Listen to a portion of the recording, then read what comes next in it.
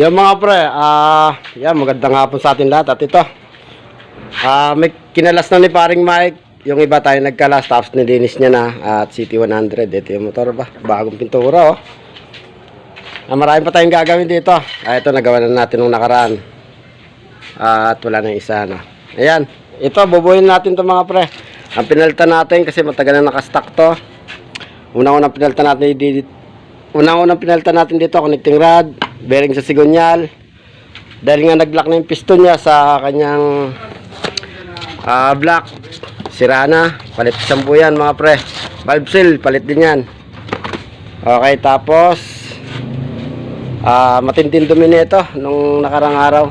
At yan, nalinis na nga ni pare. Okay, buhayin natin. At titingnan natin kung maganda bang andar mamaya. Yan, shoutout kay paring Mike. Iyan o. Okay, buhayin natin to. Yun o, yan mga pre o. Nakasalpak na yung bagong block natin o. MP brand mga pre. Ayan, bagong chin guide. Yan, shoutout kay boss, yung may-ari o. Yun o. Okay, yung valve seal okay na. Naikabit na natin. At tinis na rin natin kung may singaw dito sa kanyang barbula. Wala naman. Okay, salpakan na to. Update ko ay pagka natapos na natin to. Ayan. Yung mga pre oh, ito na, naigpitan na ni pare. Bali, ayan, malapit na tayo matapos. Tabangan natin mga pre kung maganda ba andar na ito. Bali sa bearing, ang pinalta natin tatlong bearing lang. Clutch bearing, dalawang bearing sa sigonyal. Chain guide, ayan. Block, piston ring, valve seal. At yun, mga gasket, yun lang. Tingnan natin kung maganda bang i-andar na ito. Ayan. Yan mga pre, naikabit na natin, naisalpak na natin lahat, no? Tapos nalagyan na natin ng langis yung mga kailangan naman. Salpak na natin sa chassis ng, ng motor.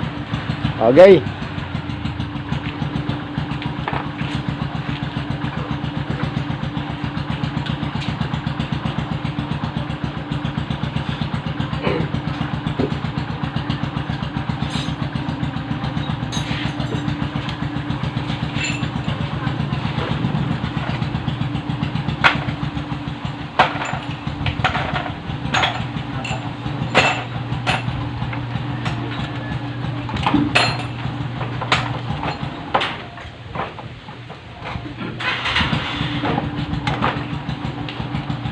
Very wide. Wide. Okay. Yun o.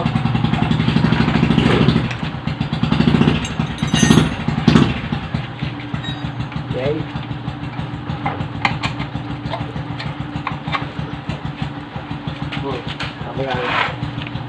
Ayan mga pre o, napakalinis ng makina.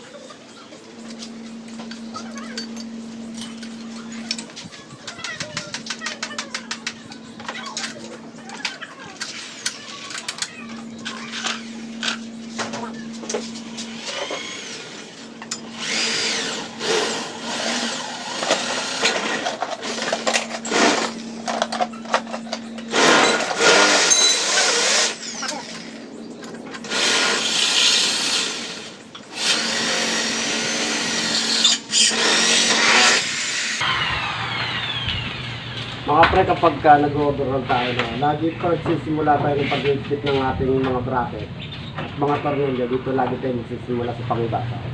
Huwag tayo magsisimula sa gilid o sa ilalim. Laging pangibabaw tayo.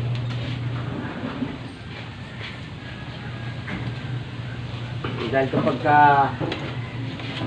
minsan pag nag-overhaul tayo, meron tayo minsan mapapansin na head top overhaul. Pag nagbalik tayo ng mga tornilyo na to, masikip, di ba? Ibig sabihin, kalimitan na ginagawa nila, nag-fit sila ng mga bracket o tornilyo sa parting pangilalim o gilid. Kaya wala salay, dapat nauna to para nahaltak pa ito. Para pagka tinanggal natin yung cylinder head, may susuksok natin yung tama. At wala na tayong gagalaw. Kumbaga hindi siya maganit ang model. Kaya lagi tayo sisila sa panglabaw.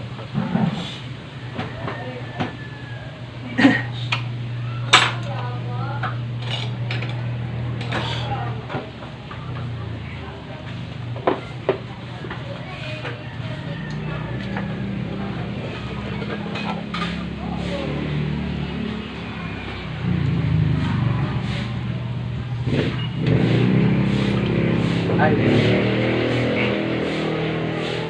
Yung mga pre, naisalpak na yung makina pero nakalimutan yung tambotso.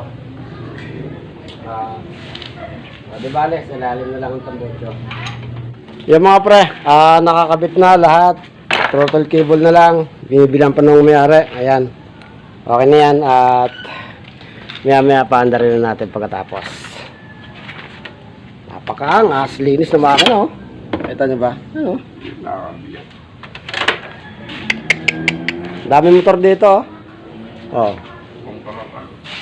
Gusto nyo bumili na kayo. Ayan pa, si Buso, nagagawa ng ano, shoutout sa'yo boss.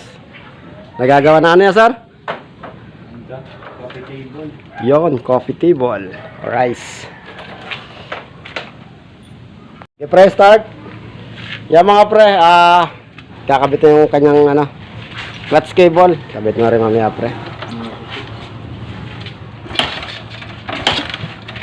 Sose.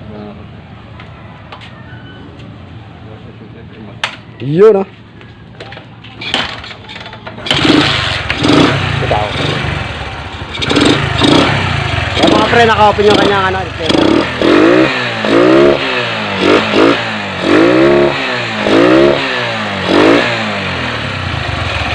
at yung kanyang karburador, may konting tagas, papalitan na nga yan, gasket. At yan na yung kanyang minor mga pre. Pag tinakluban to, mawawala to. Kick. Kick mo pre.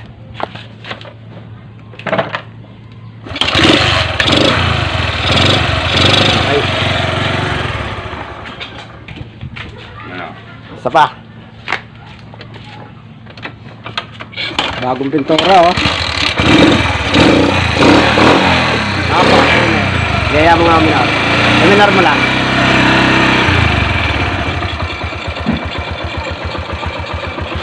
Alright, ayos na mga pre. Pag may takip to.